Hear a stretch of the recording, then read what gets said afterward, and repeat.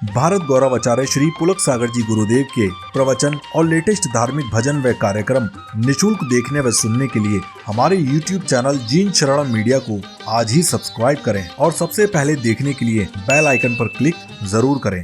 प्रकृति में जो आया है वो बच्चा बनकर के पैदा होता है,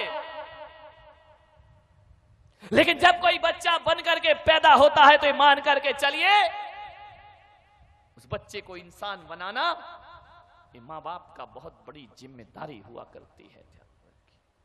मान्यवर, जो लोग केवल बच्चों को जन्म देते हैं वो जननी और जनक का दर्जा पा सकते हैं, और जननी जनक का दर्जा पाना कोई बहुत बड़ी बात नहीं है।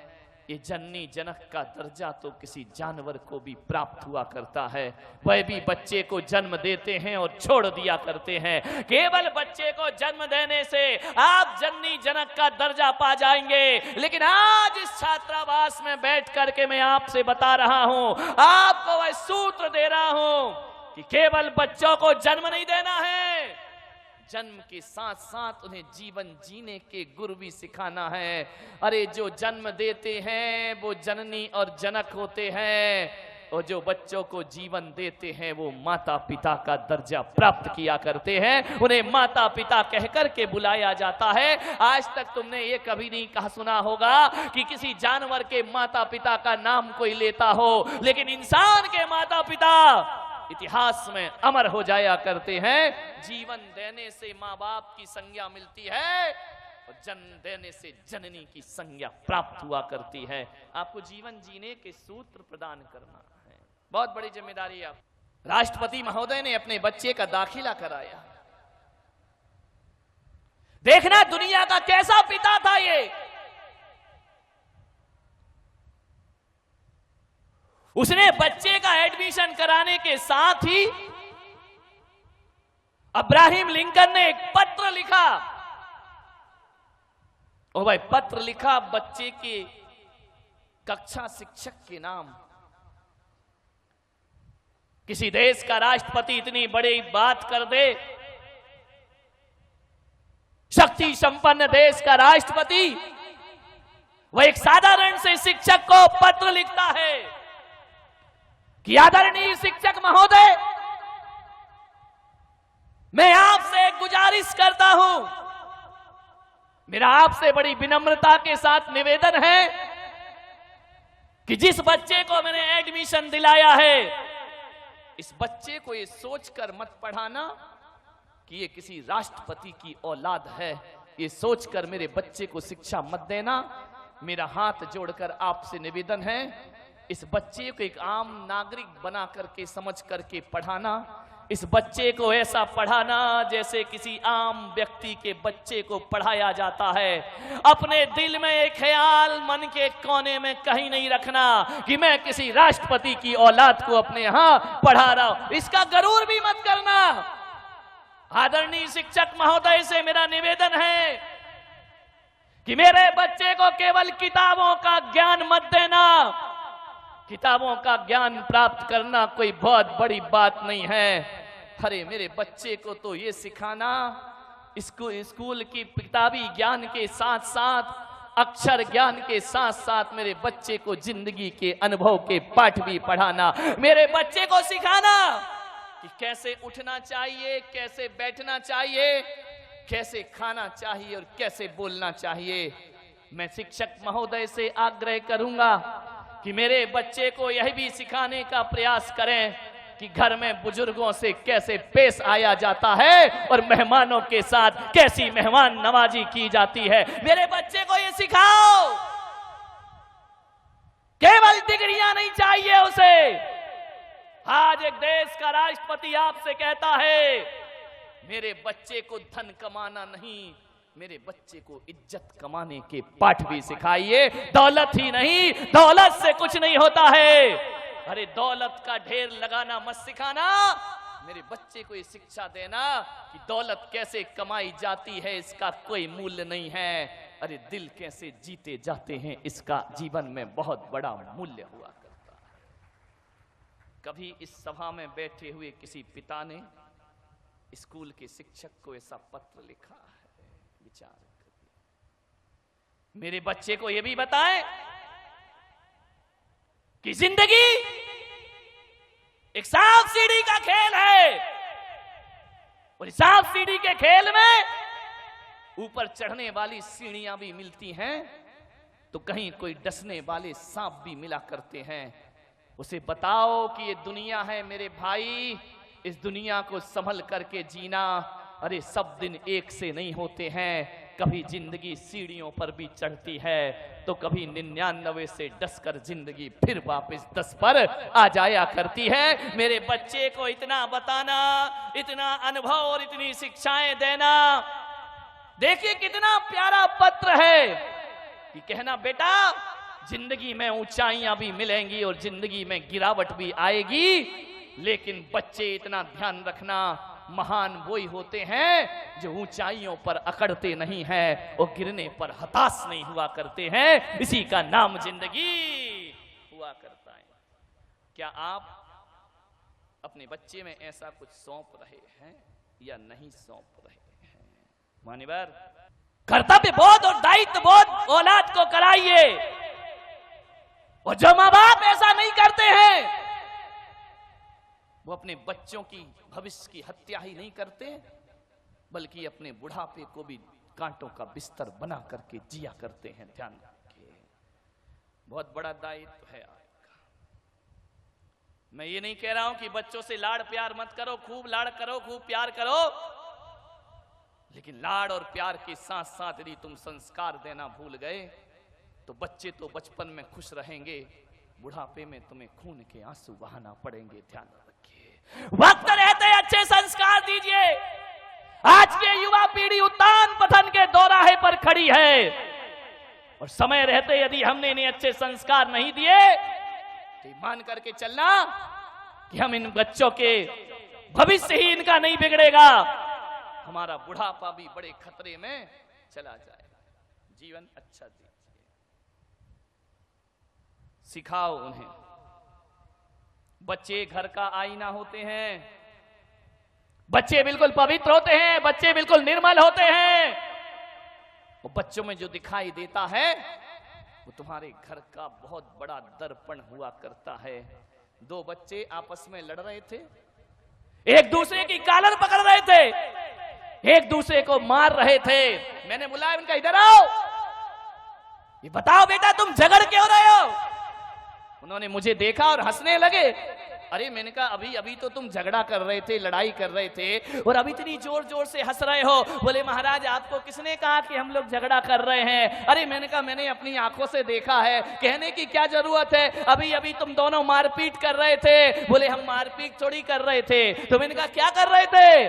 बोले हम तो मम्मी पापा का खेल खेल रहे थे। अब आप सोचिए, ये खिलौने, ये खेल बचे हैं, एक बच्चा एक दूसरे को मार रहा है, मम्मी पापा का खेल खेल रहा है। इसका मतलब समझ जाइए कि घर में महाभारत चालू रहा करती है। यदि घर में जैसा चरित्र आप जिएंगे, बच्चा वैसा ही चरित्र अपने जीवन में। मैंने कहा एक बात बताओ, क्या तुम्हारे मम्मी पापा में झगड़ा होता है?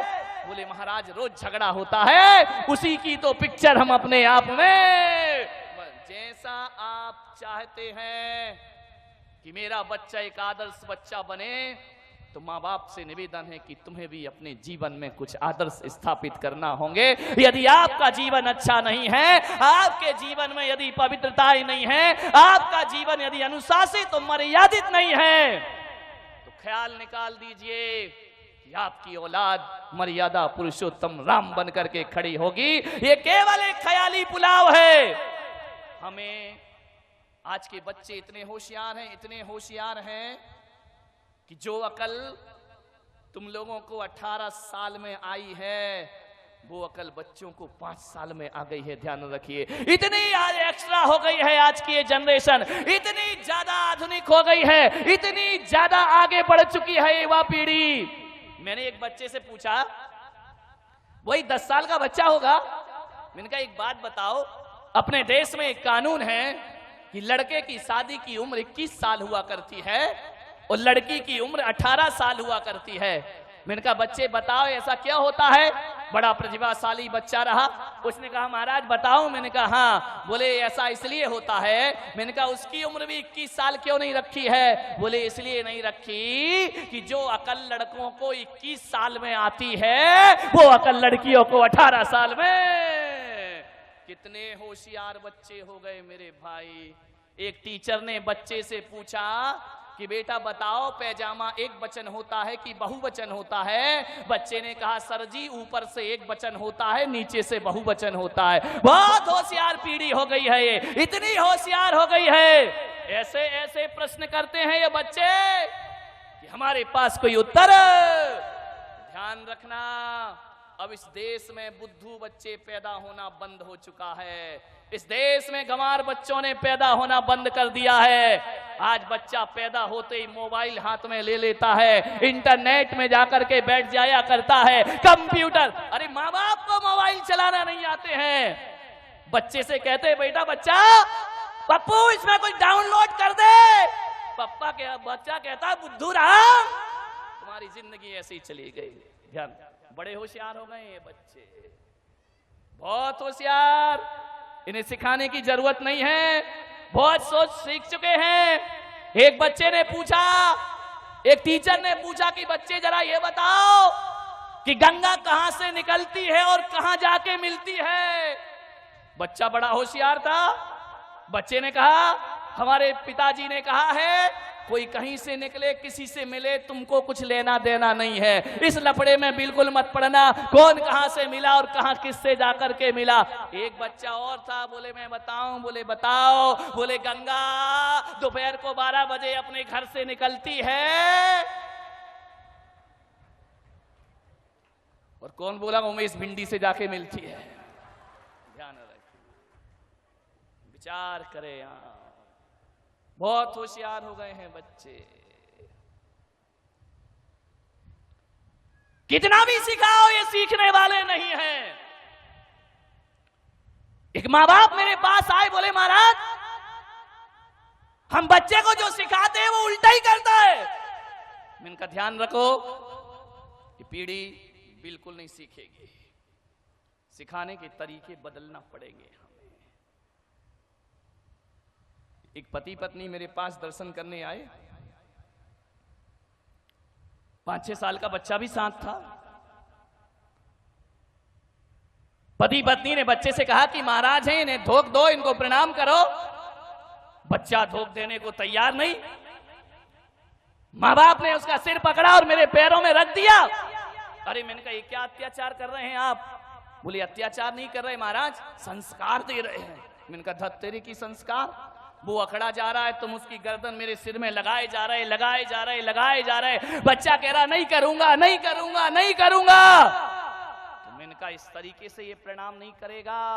तो उन्होंने कहा महाराज हम कैसे सिखाएं, बड़ा ढीठ हो गया, कुछ सीखता ही नहीं है। मैंने कहा बच्चा ढीठ नहीं हो गया, तुम्हारी सिखाने की शैली गलत हो गई है। छोटा सा बच्चा था, ज्यादा बोलना भी उसे नहीं आता था। माँ बाप से मैंने कहा एक काम करो, तुम दोनों जरा हाथ जोड़ो। माँ बाप ने हाथ जोड़े। मैंने कहा अब तुम नमोकार मंत्र पढ़ो। माँ बाप नमोकार मंत्र पढ़ने लगे। छोटे से बच्चे ने देखा कि मम्मी पापा हाथ जोड़े हैं, उसने भी झट से हाथ जोड़ लिए। अब नमोकार तो उसे आता नहीं था, वह मुंह से बुदबुदाने लगा, ओंठ चलाने लगा। अब मैंने कहा तुम दोनों प्रणाम करो। माँ बाप ने प्रणाम किया और बच्चे ने भी प्रणाम कर लिया।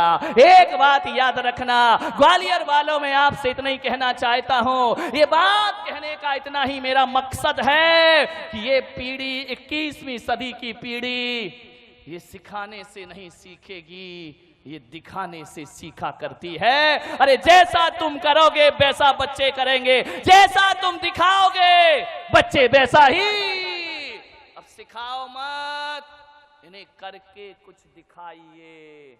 यदि आपने दिखा दिया, मालूम है बच्चे कैसे होते हैं। ये जो कैमरा लगाना मेरे सामने, टीवी का कैमरा, कभी छोटे बच्चों को देखना जो पलंग पे लेटा रहता है, वह बोलता कम है, वह देखता ज्यादा है। छोटे बच्चे किसी भी चीज को बड़ी टकटकी लगा करके देखा करते हैं। हमारी पलकें झपक जाएं लेकिन बच्चों की पलकें नहीं झपका करती हैं, बड़ी टकटकी लगा के देखते रहेंगे देखते रहेंगे। आप सोच रहे हैं कि ये देख रहा है, अरे वो देख रहा नहीं, वो इस कैमरे की तरह निगाहें टकटकी लगा करके देख रहा है, और जो जो बच्चा देख रहा है वो उसके दिमाग में रिकॉर्ड होते चले जाता है, और जो जो रिकॉर्ड होता है वही उसका व्यवहार। अभी कैमरा मुझे देख रहा है, बिल्कुल टकटकी लगाई, यहां वहां नहीं देख रहा है, और अभी कुछ नहीं बोल रहा, चुपचाप खड़ा है। और जब मैं चुप हो जाऊंगा फिर ये बताएगा कि मैंने कैसा एक्शन किया, मैंने क्या बोला। अरे कैमरा अपनी तरफ से कुछ नहीं बोलता, जो बोलता है वह हमारे को देखकर बोलता है, और बच्चे अपनी तरफ से कुछ नहीं सीखते, जो भी सीखते हैं वह परिवार को देख करके सीखा करते हैं, हमारे व्यवहार को देख करके सीखा करते। हमारे घर में कैसा व्यवहार, एक पति बार बार झुंझलाएगा, बात बात पर उत्तेजित होगा। मैं आपसे पूछता हूं, सोचो बच्चा क्या रिकॉर्डिंग करेगा। एक बात ध्यान रखिए, जब तक औलाद नहीं हुई है तब तक जो करना है कर लो, और जिस दिन किसी औलाद को जन्म दे दो तो माँ बाप बनने का रोल अदा आपको करना चाहिए, शिक्षक बनने का रोल अदा आपको करना चाहिए। माँ की गोद बच्चे की प्रथम पाठशाला हुआ करती है। स्कूली ज्ञान के भरोसे मत रहना, स्कूलों में तो केवल डिग्रियां पकड़ा दी जाएंगी, स्कूलों में डॉक्टर बनाया जाएगा, इंजीनियर बनाया जाएगा, वकील बनाया जाएगा, स्कूलों में आईएएस आईपीएस अफसर बना दिया जाएगा। लेकिन ध्यान रखना, स्कूलों में डिग्रियां मिलेंगी, तुम्हारे बेटे को डॉक्टर इंजीनियर बना देंगे, लेकिन एक बात ध्यान रखना, स्कूल की शिक्षा डॉक्टर और इंजीनियर बनाती है, माँ बाप की शिक्षा एक अच्छा इंसान बनाया करती है। आप अपने बच्चे को अच्छा इंसान बनाइए, एक आदर्श व्यक्ति बनाइए। कैसा जीवन है, एक दादाजी को बच्चा जवाब दे देता है, क्या संस्कार हैं आपके घर में, विचार करिए, सोचिए आप। एक दादाजी को बच्चा जवाब दे रहा, मैंने दादाजी से कहा कि दादाजी ये जवाब दे रहा है आपको। बोले क्या करूं महाराज, सुनता ही नहीं है, एक बोलो तो हजार सुनाता है। मैंने कहा तुम कैसे दादाजी हो? बोले महाराज पूरे जीवन में मेरे बच्चे ने कभी मुझे जवाब नहीं दिया होगा, जो पोता मुझे जवाब देता है। मैंने कहा एक काम करो, जब ये तुम्हें अनर्गल बोले हो, जब तुम्हें जवाब दे तो एक चांटा गाल में जोर से बच्चे को मार देना चाहिए। बोले महाराज कई बार मन होता है लेकिन मारने की हिम्मत नहीं होती। मैंने कहा क्यों? बोले मुझे डर लगता है कि बच्चा पलट के मुझे चांटा ना मार दे। आप सोचिए, विचार करिए, क्या संस्कार दिए हैं आपने। अरे तुम्हें दादाजी होने का हक किसने दे दिया कि एक पोते से आपको डर लगता है? नहीं मेरे भाई, ऐसे बच्चे एक आदर्श व्यक्ति तो नहीं बन सकते हैं। यदि एक दादाजी और एक बाप अपने बच्चे से कुछ कहने में डरता है तो समझना वो ऐसे आत्मघाती संस्कार दे रहा है कि आज बच्चा माँ बाप पर धौंस जमाता है, कल मोहल्ले में जमाएगा, परसों समाज में जमाएगा, और एक दिन तुम्हारा बेटा आदर्शवादी बेटा तो ना बनेगा बल्कि आतंकवादी बेटों में उस बच्चे का नाम शामिल हो जाएगा। आपसे मेरा निवेदन है, इतनी जुर्रत बच्चे की नहीं होना चाहिए कि वह माँ बाप को पलट करके जवाब दे सके। ध्यान रखिए, कैसे होगा ये? जब पति पत्नी रात दिन झगड़ते रहेंगे, लड़ते रहेंगे, जब आप अपने माँ बाप को जवाब देंगे तो औलाद भी तुम्हें जवाब देगी। ध्यान रखिए, बच्चे वही करते हैं जो तुम करते हो। ध्यान रखिए, आप सोचते हो कि बुढ़ापे में हमारा बच्चा हमारी सेवा करे, एक अच्छा बेटा बने, तो आपसे मेरा निवेदन है कि आज से ही अपने घर में बुजुर्गों का सम्मान करना सीख जाइए। अरे मैं कहता हूं कि अपनी भाषा पर विशेष ध्यान दीजिए। आदमी इतनी अनर्गल भाषा बोलता है कि वह भाषा एक दिन उसकी आदत बन जाती है, और ये आदत ब्लड में जाकर के घुल जाते हैं संस्कार, फिर वही उसकी जिंदगी बन जाती। आदर्श व्यक्तित्व बनिए, भाषा का एक आदर्श होना चाहिए। ऐसा परिवार बनाओ, ऐसा माहौल बनाए माताएं कि बड़ों से ही आप कहना ना सीखें, बल्कि बच्चों से भी आप कह करके बातें करें, बच्चों में भी जी लगा करके बातें करें। अरे बच्चों की बात तो छोड़ो, मैं तो कहता हूं कि तुम्हारे घर में जो नौकर रहता है ना, उससे भी इज्जत से पेश आइए। इज्जत से पेश आएंगे ना तो नौकर ये नहीं कहेगा कि हर साल मेरी तनख्वाह बढ़ाओ। यदि सम्मान दोगे तो उतनी तनख्वाह में भी आनंद के साथ जी लेगा, आपकी इज्जत करेगा, आपका सत्कार करेगा। इज्जत से पेश आइए, ऐसे शब्द ना बोले। मैं बड़े आदर के साथ बहुत बहुमान देता हूं कि जैन समाज में एक समाज ऐसी है जिसने आज भी अपनी भाषा की सभ्यता नहीं खोई है, और इतनी अच्छी भाषा उनके घरों में बोली जाती है।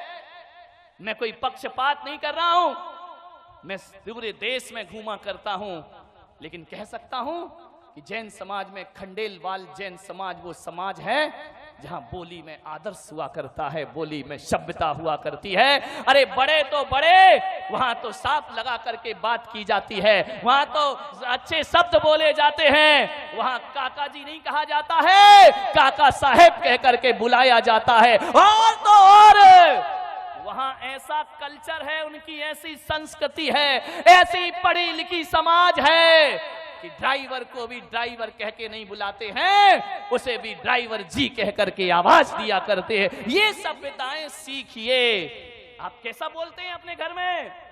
इज्जत से बोलेंगे तो बच्चा भी इज्जत से बोलेगा, ध्यान रखिए। मान्यवर, किसी आदमी को क्या चाहिए? दो मीठे शब्द चाहिए, और क्या चाहिए? तुम्हारे घर कोई आ जाए, मैं कहता हूं चाय फीकी हो तो चल जाएगी, लेकिन आदमी की वाणी बड़ी मीठी होना चाहिए। मीठी वाणी होगी, वाणी अंतरंग का दर्पण हुआ करती है। आप जिन शब्दों का प्रयोग करते हैं उससे आपके स्तर का पता चलता है। जिन भाषा का आप प्रयोग करते हैं उससे आपके चिंतन का पता चलता है। यदि आप असभ्यता भरी बातें बोलते हैं तो समझ लीजिए कि हमारा स्तर बहुत गिरा हुआ स्तर है। अच्छी भाषा का प्रयोग करिए। नौकर से भी आप कहकर और जी लगाकर बात करना सीखिए। यह है बच्चों की परवरिश करना। मान्यवर, सोचना है आपको, एक दो दिन अटपटा लगेगा जिन घरों में आदत नहीं है अच्छे से बोलने की। अब एक दो दिन यदि आप कहोगे बच्चों से तो बड़ा अटपटा लगेगा कि हम क्या बोल रहे हैं, ऐसा लगेगा, हंसी भी आएगी। लेकिन आप इस हंसी से मत घबराएं।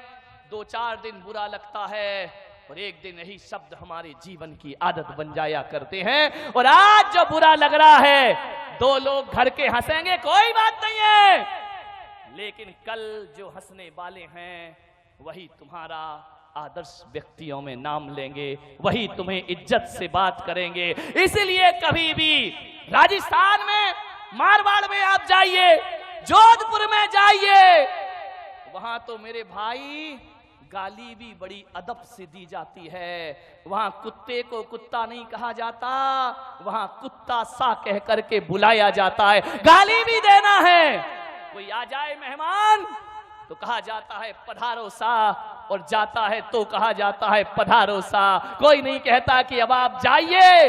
विचार करिए आप, भाषा में सभ्यता होना चाहिए। सभ्य भाषा होगी। जब तक आदमी नहीं बोल रहा है तब तक उसके प्रति आप कोई आकलन नहीं कर सकते हैं, और जिस दिन आदमी बोल पड़ता है पता चलता है कि कितने गहरे पानी में आदमी जिया करता है। अच्छी भाषा का प्रयोग करिए, बेहतरीन शब्दों का चयन करिए अपने जीवन में। यदि बच्चों को अच्छी परवरिश देना है, ध्यान रखिए, आपकी जिम्मेदारी है। एक बात याद रखना, एक विद्यालय बनाना बहुत आसान काम है, 100 स्कूल बनाना आसान काम है। कोई बहुत बड़ा काम नहीं होता है। 100 विद्यालय बनाना कोई बहुत बड़ी बात नहीं है, लेकिन एक बच्चे को अच्छे संस्कार देना, ये 100 विद्यालय से बढ़कर भी मेहनत का काम हुआ करता है, 100 स्कूल से भी बड़ा काम हुआ करता है। मंदिर बनाना आसान है, लेकिन एक व्यक्ति को इंसान बनाना बहुत कठिन काम हुआ करता है। ध्यान रखिए, स्कूलों की पढ़ाई के भरोसे मत रहना, वहां तो गा से गधा पढ़ाया जाता है मेरे भाई, उससे क्या संस्कार जीवन में मिलेंगे। अच्छे संस्कार देना है, अच्छी भाषा देना है। स्कूलों में जाओगे तो आ से अनार पढ़ाया जाएगा, सा से सड़क पढ़ाई जाएगी, दा से दवात पढ़ाई जाएगी। स्कूलों की पढ़ाई में यही तो पढ़ाया जाता है बचपन से, और क्या सिखाया जाता है। लेकिन मैं कह रहा हूं, मुझ पुलक सागर की पाठशाला में आना, मैं आ से अनार नहीं सिखाऊंगा, मैं आ से अदब सिखाऊंगा और सा से सलीका सिखाऊंगा। अरे आ से अदब सिखाइए, सा से सलीका सिखाओ, दा से दोस्ती सिखाइए मान्यवर, और बा से बहादुरी सिखाइए। बा से बकरी सिखाओगे तो बकरी जैसा मैं करता रहेगा जिंदगी भर। क्या पढ़ाया जाता है स्कूल में आजकल? एक वो अंग्रेजी और आ गई कॉन्वेंट की शिक्षा, हमारी छाती पे चढ़ करके बैठ गई।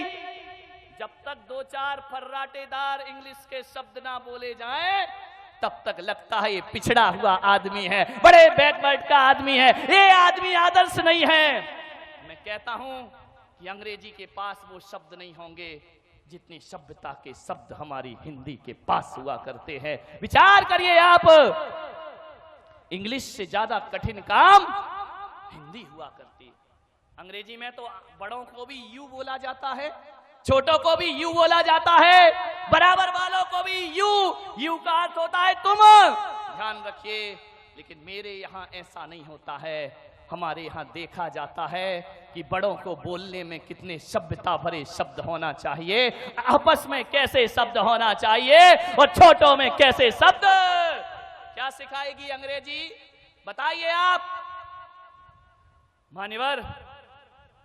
कभी वर्णमाला देखिए, आ अनार से शुरू होती है, एंड किस पे होती है? इतनी तो हिंदी पढ़ी होगी, किस पे होती है? ज्ञानी पे शुरू होती है। अंग्रेजी की वर्णमाला कहां से शुरू होती है? ए से शुरू होती है। एंड किस में होती है? जेड में होती है। जेड माने जेब्रा। मेरी भाषा, मातृभाषा जो है ना, वो अनार से शुरू होती है और ज्ञानी बनाकर समाप्त होती है, और अंग्रेजी जो है एप्पल से शुरू होती है और जेब्रा बनाकर छोड़ा करती है। और जेब्रा का अर्थ होता है अंग्रेजी घोड़ा, जेब्रा अंग्रेजी गधा, घोड़ा भी नहीं। ध्यान रखिए, अच्छी भाषा बोल।